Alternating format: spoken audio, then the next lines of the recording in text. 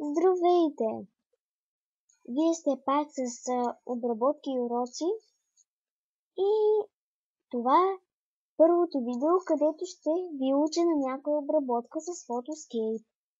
Напомням, това е за начинаещи, които го могат да не хейтват, моля. Така, отивате на Photoscape, трябва първо да си го инсталирате. Както в миналия ви клип ви казах, че най-важното е редактор. Отивате на редактор. Ако нямате все още снимка, която ви харесва, отивате в Google или където си пожелате и пишете някоя звезда или картинки, примерно. Намирате се една и се я теглите. Ще напиша на звездата Peyton List. Ето.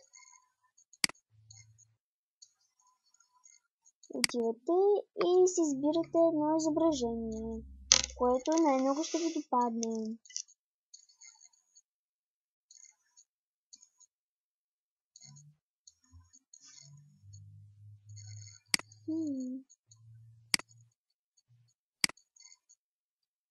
Всъщност тя е яка, но не знам кое точно. Ето това, мисля.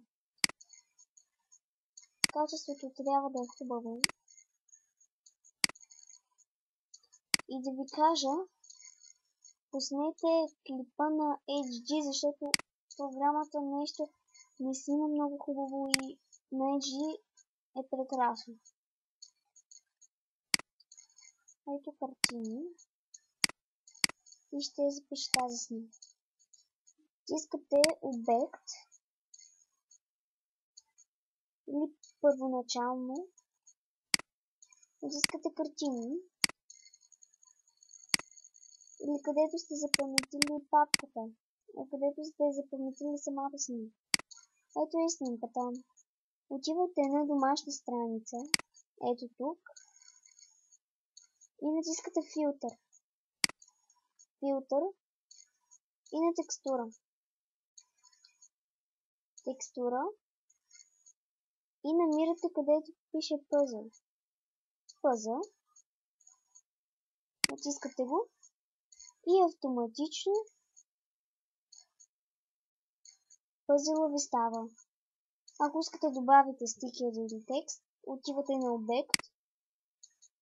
Ето това малко квадратче за сърце пише Icons. Тискате на него и ви излизат супер много стикери. И от тук отстрани има също. Избирате си, ако желаете, разбира се. Слагате си.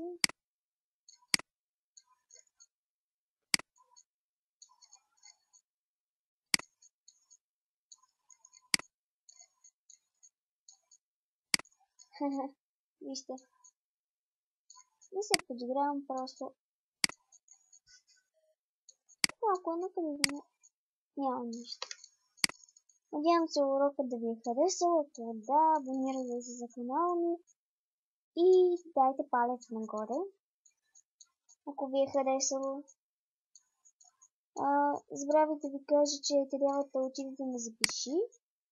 Запиши като и се го записвате. Пак се запиши. Така.